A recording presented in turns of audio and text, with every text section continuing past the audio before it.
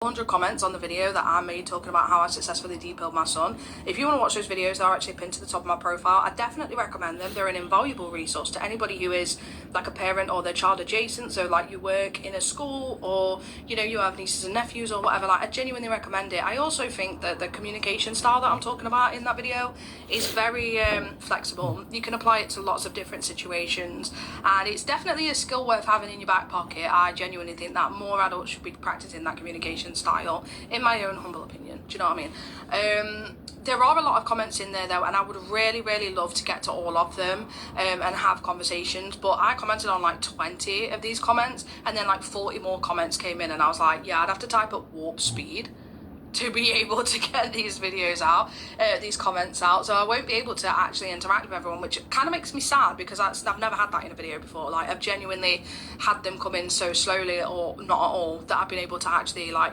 have conversations, but I can't do that, unfortunately. So there is, you know, there are a few people who have got into my comment section and asked me to talk more about a specific topic. If you have done that and I haven't seen your comment within like 24 hours, send me a message. Send me a message. In fact, just send me a message anyway. Do you know what I mean? We're all just trying to figure this out, aren't we, all together? And I know that I was fumbling my way through it like 3-4 years ago, not having a single clue what I was doing. So I wanted to make sure there was a resource out there for parents who are either going through it currently or may go through it in the future. And I think it's really important that we are trading this information. So if you have any specific questions, message me. That's absolutely fine. And I'll make a video and I'll try and tag you in it if I can, so that you do actually see it, because I think that it's very important information that we need to be talking about. Okay, obviously this is uncharted territory, so I don't know for sure that I'm actually doing the right thing, or like, you know, I don't know what's going to work for everybody else's kids, because obviously all kids are different. So if you have a specific question and you know it's going to be like a difficult conversation to have with your child, tell me the specific difficulties that you will have in that conversation as well, because then we can speak about how I will tackle that in that sense. But we're all just kind of like swimming in the dark here, so I'm kind of hoping that we can all come together and figure out what works for different types of children, so that we can employ it throughout everywhere. Do you know what I mean? And I would love to come up with like a resource that like is available widely across everywhere to all parents that are dealing with this, but I don't know how to do that because I'm just a girl and I ain't got a single clue. Do you know what I'm talking about? But anyway, I will also say there's a lot of comments on there that aren't made in good faith.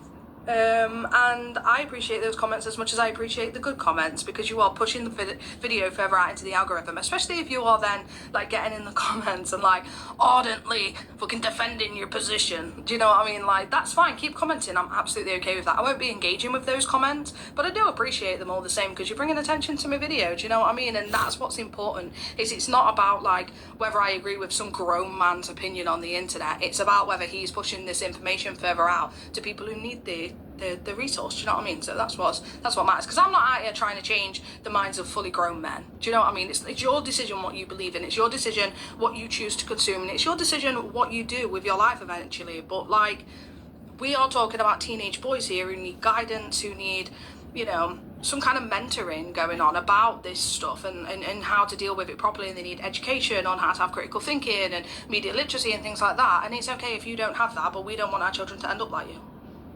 Okay? Do you know what I mean? Like, that's okay. It's okay if we don't want our boys to end up like you. There are plenty of people in this world I don't want my son to end up like. Do you know what I mean? And you're one of them. That's absolutely fine. I will say as well, I've also had a lot of comments about the fact that like his dad's not involved, and I will say this, that's got nothing to do with this conversation.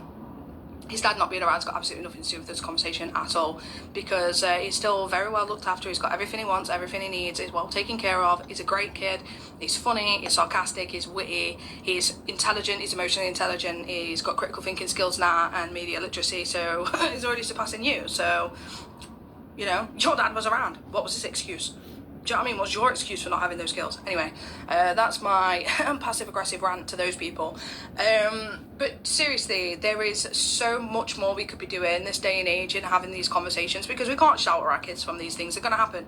And whether they start seeing them as teenagers, or when if you take a kid's internet access away from them until they become 16 or 18, they'll get bombarded with that information when they're 16 or 18 instead. Do you know what I mean? Like, it's coming up for people. Like, you don't have any control over the algorithm regardless of what age you are. So you have to be able and willing to tackle it as and when it comes, regardless of whether you're 11, 13 or 18. Do you know what I mean? Like, these skills are incredibly important to put into our children. And that's why I do recommend, like, playing certain snippets of videos and saying, like, what do you think's going on with that man? Like, what do you think he's feeling in that moment? Why do you think he's saying that? And where do you think it's coming from? And do you think that he's telling the truth? Do you think it's an emotional standpoint? Do you think it's a fact? Do you think it's logical? Do you think it's emotional? Do you think it's neither of those things? Because it can be neither of those things. You know, all of those conversations are important to have, and that's how we create critical thinking and media literacy. It's genuinely just conversations and thinking about things further than just surface level.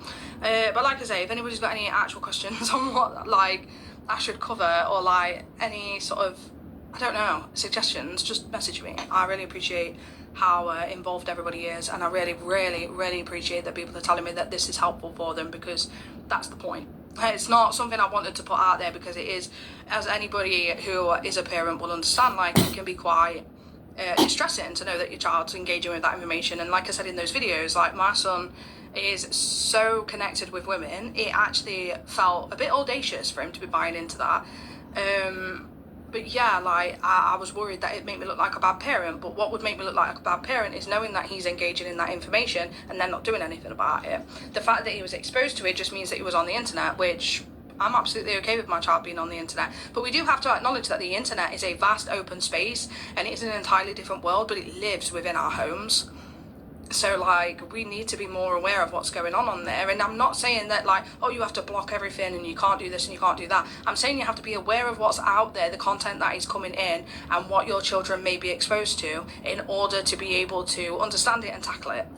You can't keep children away from the internet indefinitely, because they will eventually get to adulthood and then they'll have to be exposed to it anyway, because we kind of need the internet these days. It's how we do literally everything.